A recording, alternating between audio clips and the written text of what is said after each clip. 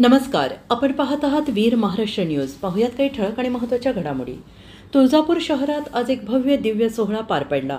जेव्हा धाराशिव जिल्ह्याचे पालकमंत्री प्रताप सरनाईक तुळजापूर दौऱ्यावर आले, त्यांच्या स्वागतासाठी तुळजापूर शहर अध्यक्ष बापूसाहेब भोसले आणि शिवसैनिक अमोल जाधव यांच्या नेतृत्वाखाली एक भव्य सत्कार सोहळा आयोजित करण्यात आला होता। उपस्थित महिला आणि पालकमंत्र्यांचे औक्षण करून त्यांचे मनोभावे स्वागत केले। शहरातील असंख्य शिवसैनिक आणि कार्यकर्त्यांनी आपल्या उपस्थितीने वातावरण अधिकच उत्साहित केले।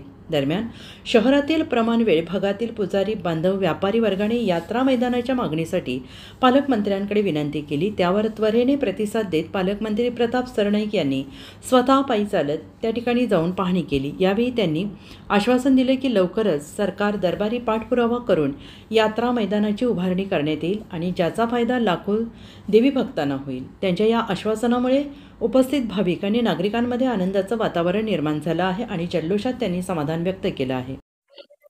आज धाराशिव जिल्ह्याचे पालकमंत्री हे तुळजापूर दौऱ्यावर होते आणि त्यांनी तुम्हाला तिथं आश्वासन दिल्यानंतर चालत पार्किंगवर आलेले आहेत। काय आश्वासन दिले पालकमंत्री? आम्हाला आश्वासन दिलं की लवकरात लवकर तुमच्या मागण्या आम्ही पुरी करू आणि मागे पण आम्ही 25 तारखेला दिले होतं, तर ते आता आमचं काम कमीत कमी 98% झालेलं आहे।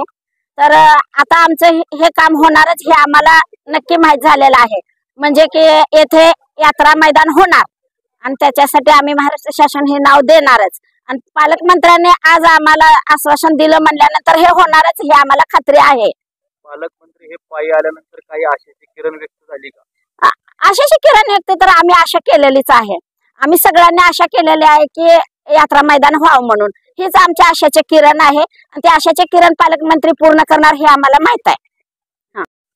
आज पालकमंत्र्यांनी यात्रा मैदान येथे पाहणी केली, नेमकं काय आश्वासन देण्यात आलं पालकमंत्री? पालकमंत्री साहेबांनी सांगितलं तुमच्या अहवालाची पूर्ण तरतूद केली जाईल, भक्ताची व्यवस्था केली जाईल आणि मी संध्याकाळी कलेक्टर साहेब आणि तहसीलदार शिव यांच्याशी बोलून यात्रा मैदानाचा विषय फायनल करतो। सध्या यात्रा मैदानाचा विषय कुठपर्यंत आलेला आहे? सध्या आर्ग्युमेंट झालेले, अहवाल तयार होत आहे।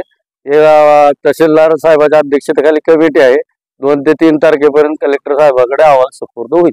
यात्रा मैदान हा भक्तांसाठी खुला होईल का?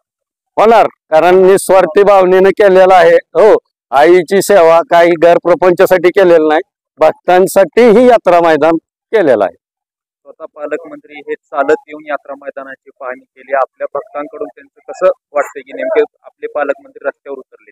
पालकमंत्र्यांना आई तुळजाभवानीवर श्रद्धा आहे आणि पालकमंत्र्यांनी विकास आराखडा पूर्ण बघितलेला आहे।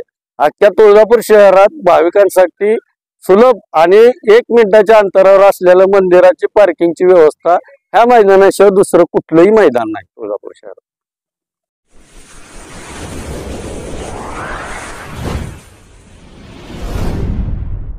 वीर महाराष्ट्र न्यूज चॅनलला लाईक आणि सबस्क्राईब करा। धन्यवाद।